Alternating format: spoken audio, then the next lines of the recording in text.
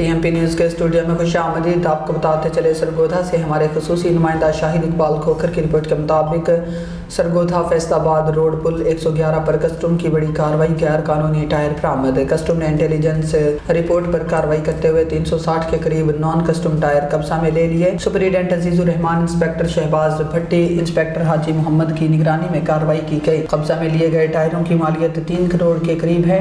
Operation में थाना अता शहीद पुलिस की कस्टम हुकाम और दीगर अफसरान भी शामिल है। फिल वक्त इतना ही। मज़ीद न्यूज़ के लिए देखते रहें TMP न्यूज़। अल्लाह हाफिज़।